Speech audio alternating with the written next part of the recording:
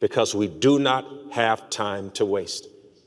We cannot build and we cannot raise money for 3 years and then build another 2 years and have all of these people displaced.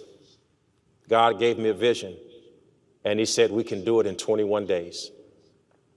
I'm asking 2,100 people to give $2,100 in the next 21 days. And what we're calling it is out of the harbor.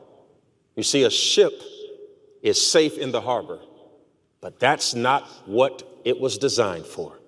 And right now, our ship is in the harbor, but you're going to help me through focus and resources to come sailing out of the harbor, not next month, not next year, but now. With courage, with tenacity, and with comfort. So in the meantime, as I sit and I face you on one of the premier stages in the world, I want to thank God that we're at the Lakewood Church in Houston, Texas. And they've opened their doors to us. And we will be allowed to have services here in the month of August every Sunday night at 7 p.m. And services will conclude at 9 p.m. But we're not just coming to have church. No, we're coming to have a revival. Each week, I want you to come with the glory of God. I want you to come with the word hidden in your heart. I want you to come understanding that weeping may endure for a night, but joy comes in the morning.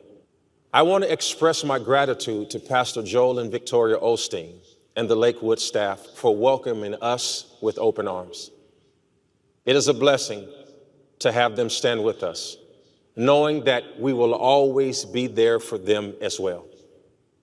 What we're building is a new future, not a building. Our world changed July 8th. Again, I have to say 2 days after my birthday, I will never forget it.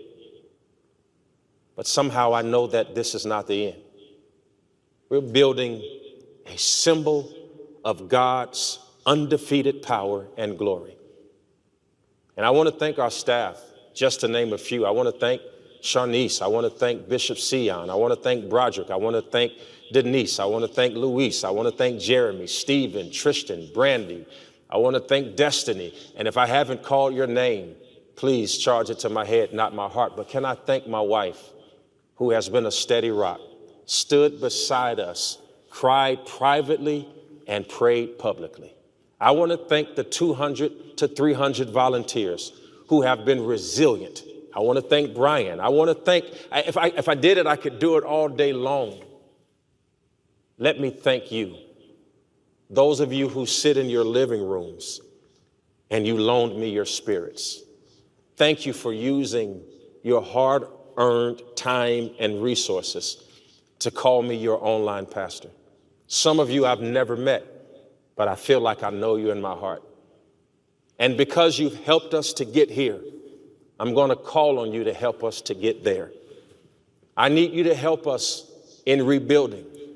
You know, we were getting ready to do this in October anyway, and those of you all who've watched me, you've heard me say that it was time for us to expand our sanctuary.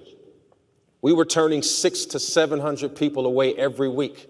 The parking was abysmal, but we made it. I told our church that we were going to start over. And yet again, I believe God said, Keion, your faith was too small. So let me blow the building down so you can build what I put in your heart. I want to increase the size of our sanctuary by 2.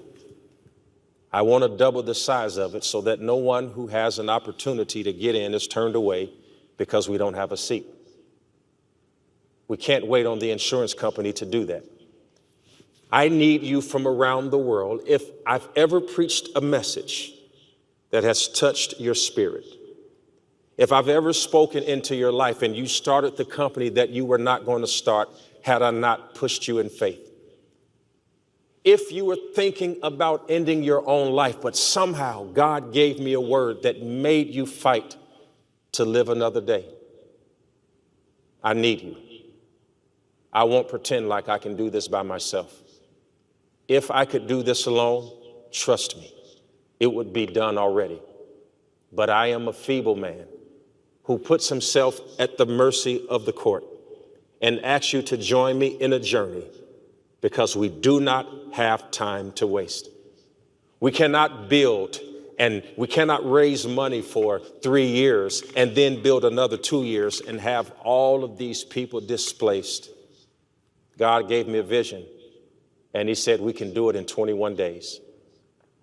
I'm asking 2,100 people to give $2,100 in the next 21 days. And what we're calling it is out of the harbor. You see, a ship is safe in the harbor, but that's not what it was designed for.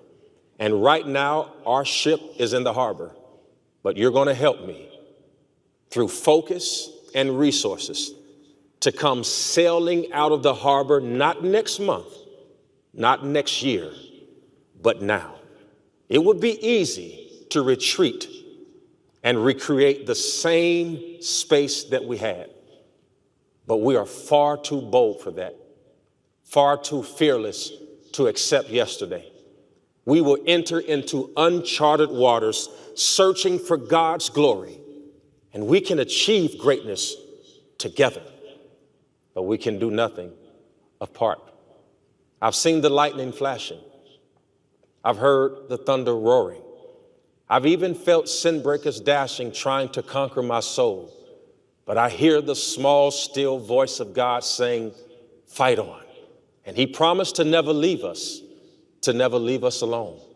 God is not shifting us to the exact same spot.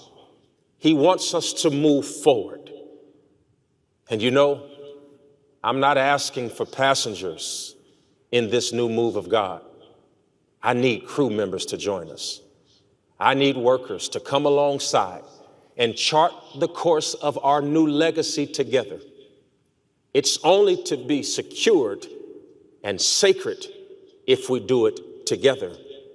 If we do it alone, we will retreat and go back to our former state of being. So I call you from California. I call you from New York. I call you from Florida. I call you from the UK. I call you from Africa to join us in our call to action. 2,100 people, $2,100, 21 days to kickstart our efforts to get back into our building. We're not waiting on the insurance company to tell us when and where we can do what God has called us to do. We will do it together. And by the way, maybe you've never been in the building, but if you're watching me right now, what you don't know is we call you Lighthouse Nation. Let's get to work.